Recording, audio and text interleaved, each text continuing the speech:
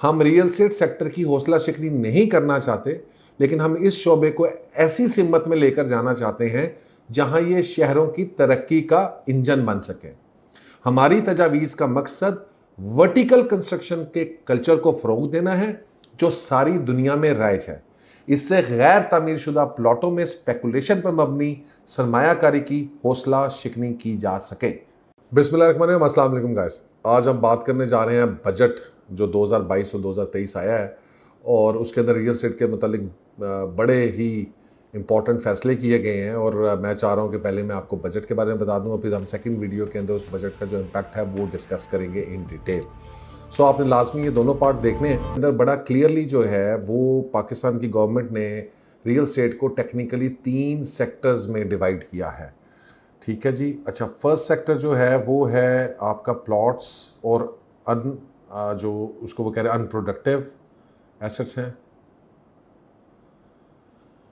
अच्छा, दूसरा सेगमेंट जो उन्होंने डिसाइड किया है वो हाउस या बिल्ट अप या कंस्ट्रक्टेड एरियाज हैं, कंस्ट्रक्टेड बिल्डिंग्स हैं।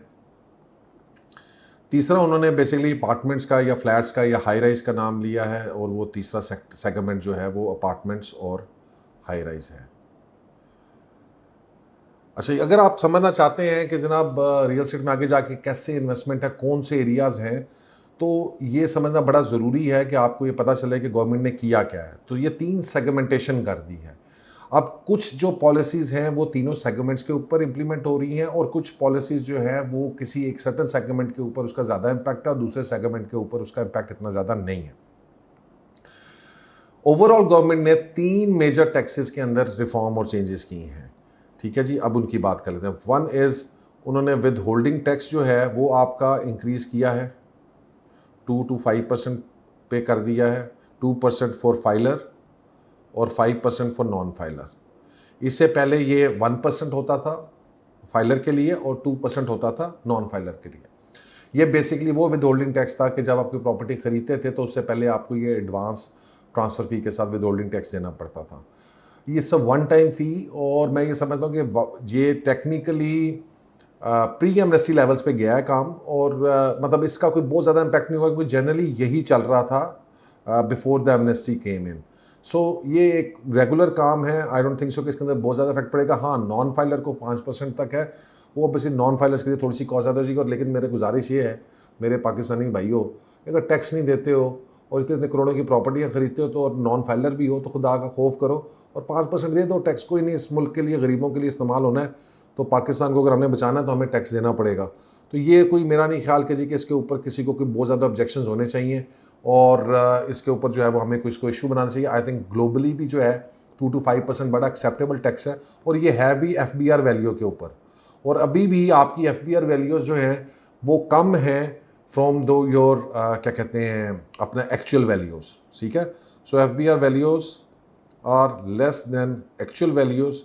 सो अगर आप एक्चुअल वैल्यू पे भी नहीं दे रहे, FBR वैल्यू पे दे रहे हैं और उसके ऊपर भी आपको ये प्रॉब्लम है कि 2% क्यों हो गया या 5% क्यों हो गया, तो मेरा ख्याल है कि ये बड़ी ज़्यादती वाली बात है। और जो हमारा ये तबका है जो स्पेशली ये प्रॉपर्टीज़ और इस चीज़ों में अंदर इन्वेस्ट कर रहे हैं, मेरा नहीं ख्याल कि उसको इसके ऊपर कोई बहुत ज़्यादा उसके ऊपर इशू होना चाहिए। सो आई डोंट थिंक सो कि ये कोई रियल एस्टेट के लिए किसी भी सेक्टर के लिए कोई इसके लिए प्रॉब्लम होंगे।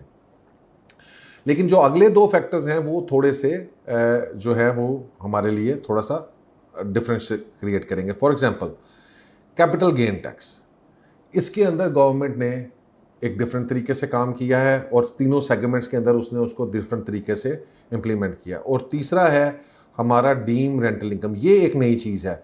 ठीक है जी, तो मैं आपको आज इन तीनों चीज़ों के बारे में बताऊंगा और एक थोड़ा सा आइडिया भी दूंगा। फिर मैं बताऊंगा कि दूसरी वीडियो में कि जनाब के किस वजह से कौन से सेक्टर्स जो हैं वो अभी आपके लिए फ़ायदेमंद है और आपको किधर जाना चाहिए और ये इन्वेस्टमेंट्स किस तरफ जाएंगी। और जो आज ये पहले अर्ली ऑन इस तरफ चला जाएगा वो फ़ायदा उठा लेगा और जो बंदा थोड़ा सा लेट हो गया उसमें ज़्यादा टाइम नहीं मिलना आपको। ये आपके लिए ये 15-20 दिन, महीना बहुत इंपॉर्टेंट है। जो अगले 2-3 महीनों के अंदर स्टेप ले लेगा वो पैसे बना लेगा और जो 2-3 महीनों में स्टेप नहीं लेगा he will lose a lot of money.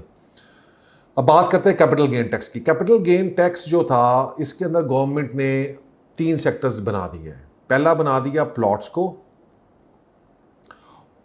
और अच्छा, इससे पहले कि मैं इस तरह चाहूँ, मैं आपको एक गवर्नमेंट की स्टेटमेंट पढ़ के सुनाना चाहता हूँ जो उन्होंने बेसिकली जिस दिन ये टैक्स अनाउंस हुआ है, तो जो बजट के अंदर उन्होंने अनाउंस की है, और वो अगर आप जब उसको सुनेंगे तो आपको अंदाज़ा हो जाएगा कि जनाब मैं क्या बात करना चाह रहा हूँ।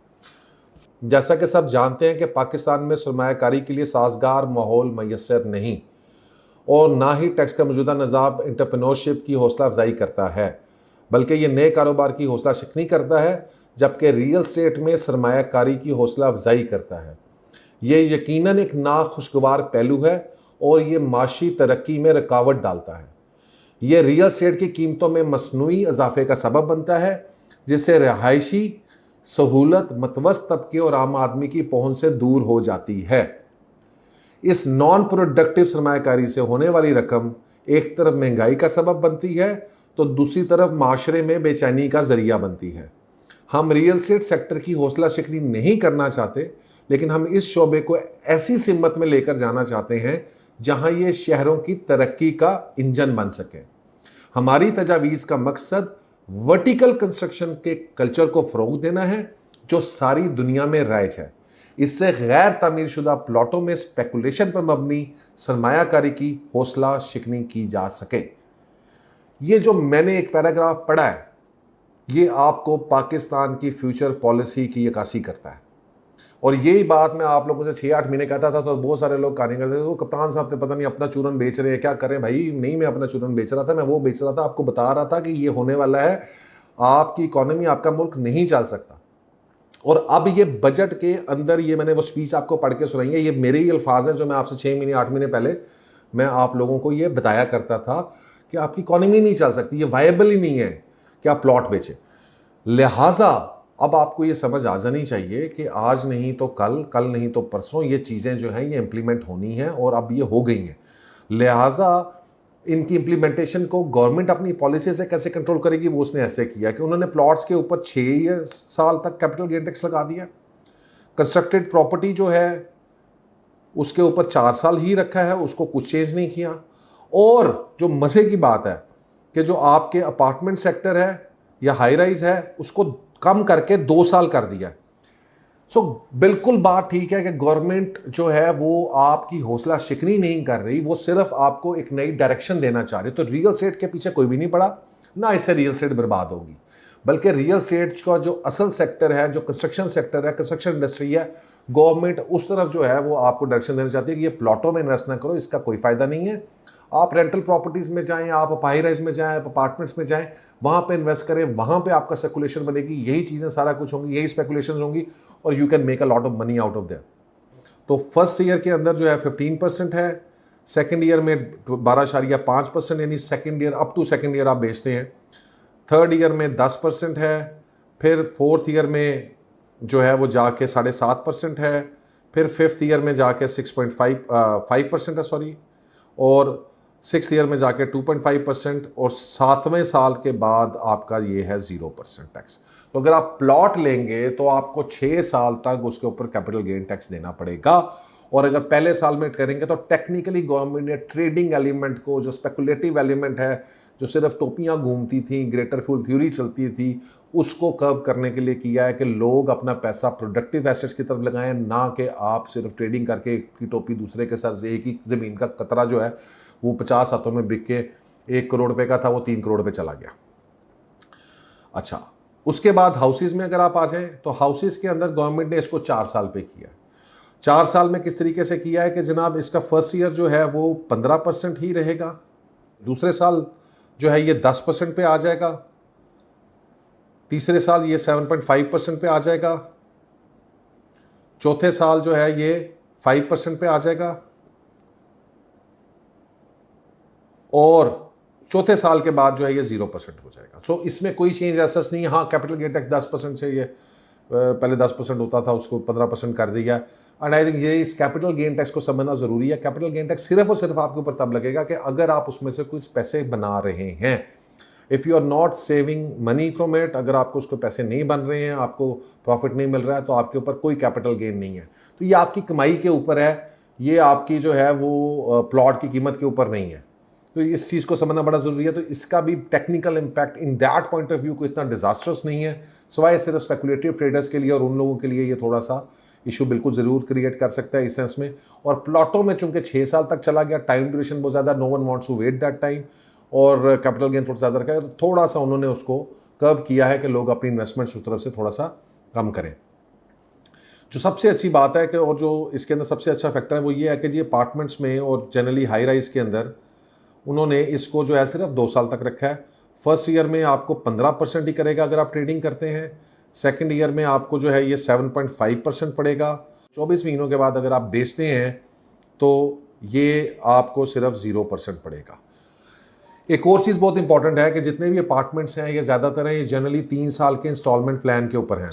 तो ये आपका जो काउंट फॉर होगा ये इस 3 साल के अंदर आप टेक्निकली उसके अंदर काउंट फॉर नहीं होगा। अगर 3 साल में आप ट्रेडिंग में बेचेंगे तो आप इसको नॉर्मल रूटीन के अंदर अपना कैपिटल गेन शो कराएंगे। 3 साल के बाद जब ये आपके नाम हो जाएगी प्रॉपर्टी, उसके बाद 2 साल आपने इसको वो करना है। और ये या अगर आपके पास बनी हुई प्रॉपर्टी है तो अगर वो 2 साल हो गए हैं उसको, तो उसके बाद तो इंस्टॉलमेंट टाइम पीरियड जो है वो ऑब्वियसली इसके अंदर उस तरह से कंसिडर नहीं होगा। अगर कोई भी प्लॉट है या वो है, प्लॉट के अंदर टेक्निकली इंस्टॉलमेंट प्लॉट अब 9 साल पे चला गया कि 3 साल आपने पहले उसकी इंस्टॉलमेंट्स दी, फिर आपने वो रखा, आपके नाम हुआ, फिर उसको तो 9 साल तक उसके अंदर कैपिटल गेन आपके पास लगा रहेगा। अपार्टमेंट्स के अंदर ये आपका 5 साल के अंदर अंदर आप you are free from everything. 3 साल के इंस्टॉलमेंट्स हैं और 2 साल का आपका कैपिटल गेन है। और अगर आप बनी हुई अपार्टमेंट ले रहे हैं तो 2 साल के अंदर अंदर आप उसमें से फ्री हो जाते हैं। इसका इम्पैक्ट क्या आएगा? इसका इम्पैक्ट ऑब्वियसली मैंने जैसा बताया दूसरी वीडियो में, लेकिन जो चीज़ें हैं वो ये क्लियरली इसके अंदर गवर्नमेंट जो है वो आपको बता रही है कि भाई this is a sector way you need to go. ठीक है जनाब, और आपने इस सेक्टर की तरफ जाना है, आपने उस तरफ नहीं देखना। और अगर आपने प्लॉट्स में उधर इन्वेस्ट किया है और अगर आपने हमारी बात नहीं सुनी है तो फिर आपका कसूर है। हमारा काम था अजान देना, वो हमने दे दी, आप लोगों ने नहीं सुननी थी, आपने नमाज नहीं पढ़नी थी, नहीं पढ़ी। अब वो थोड़ा सा अब उसका ज़रा मज़ा ले ले और आगे देखते हैं कि चीज़ें जो हैं वो किस तरफ से जाती हैं। अच्छा, इसमें जो एक इम्पॉर्टेंट चीज़ है जो अब सबसे ज़्यादा इम्पॉर्टेंट है, और मेरा ख्याल है दैट इज़ एक्चुअली जो इस पूरे सेंस के अंदर जो थर्ड पॉइंट है डीम्ड रेंटल इनकम वाला, that is the graveyard for plots and unproductive assets. Because ना कैपिटल गेन का कोई इतना बड़ा फैक्टर था, ना आपका जो है वो ये दूसरे क्या कहते हैं अपना विद होल्डिंग टैक्स वाला। ये गवर्नमेंट ने एक डीम रेंटल इनकम का प्रॉस्पेक्ट लगा लिया। अब देखें, अगर तो कल को गवर्नमेंट इस पॉलिसी को वापस ले लेती है, कम कर देती है, तो दैट्स अ सेपरेट स्टोरी। लेकिन अगर इस बजट को इसी तरह से देखा जाए कि डीम रेंटल इनकम क्या है, तो डीम रेंटल इनकम का मतलब ये है कि अगर आपके पास जो कोई प्रॉपर्टी है अनप्रोडक्टिव या इवन प्रोडक्टिव भी है, उनमें थोड़ा सा डिफरेंस है, वो मैं आपको बताता हूं। तो अभी हम अनप्रोडक्टिव की बात करते हैं। तो लेट्स सपोज आपके पास 10 करोड़ रुपए की वैल्यू के प्लॉट्स हैं, और मैं जानता हूं बहुत सारे लोगों के पास हैं। ये एफबीआर वैल्यू में होने चाहिए। इसमें जो पहला 2.5 करोड़ है वो आपको एग्जेम्प्ट है।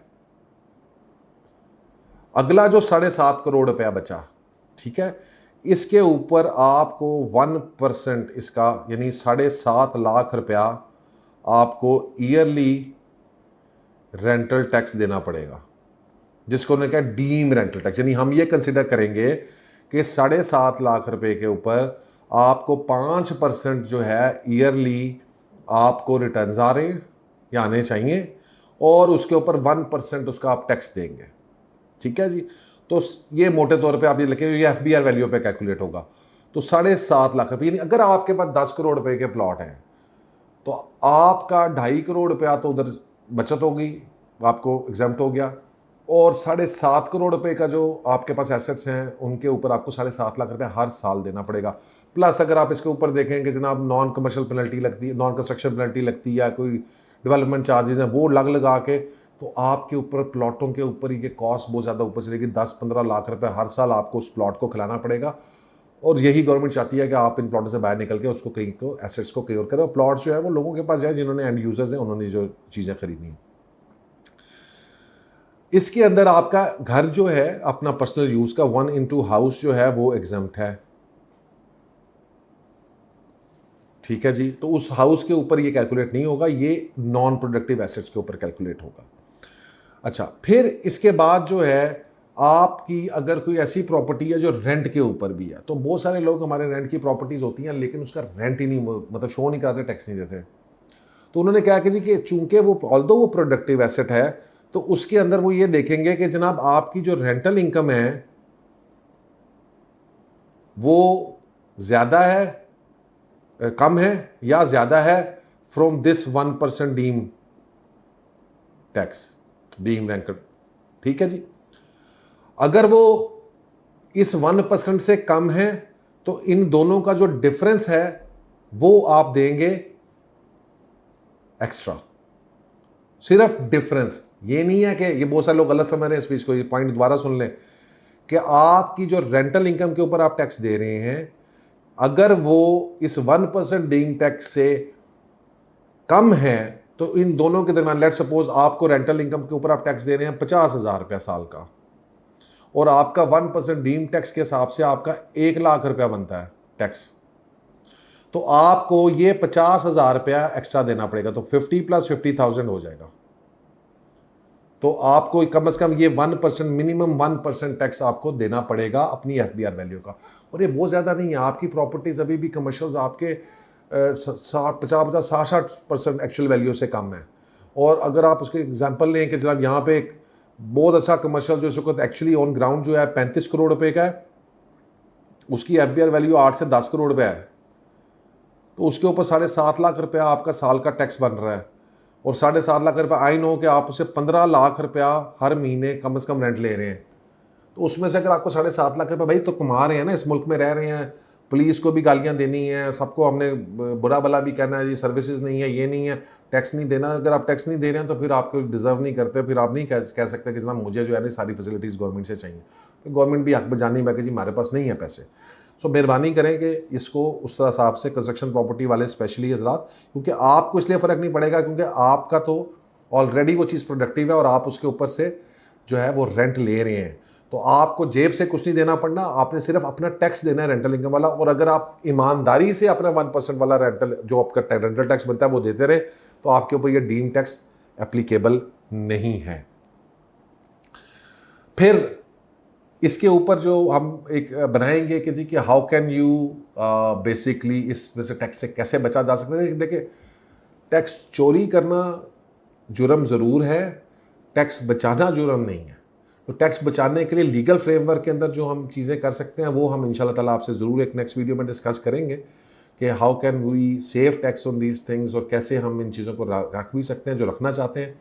और बाकी लोगों के लिए एक जनरल डायरेक्शन मैंने आपको बता दी है कि किस तरफ जाना चाहिए। अब मैं एक नेक्स्ट वीडियो के तक आपको पता चल गया, हाई राइज कंस्ट्रक्शन की हम बात कर रहे हैं, और अब एक पूरी डिटेल वीडियो में इंशाल्लाह ताला हम फर्दर डिस्कस करेंगे कि जी के वाई ये इम्पैक्ट इस तरह का क्यों होगा, और अब प्लॉट्स चीज़ें किस डायरेक्शन में चलेंगी, और दूसरी तरफ हमें कितनी करेक्शन एक्सपेक्टेड है, एंड विजिबली मेरे ख्याल के अंदर कि हम अगर क्या डाउन ट्रेंड में जा रहे हैं या नहीं जा रहे हैं। So guys, thank you very much.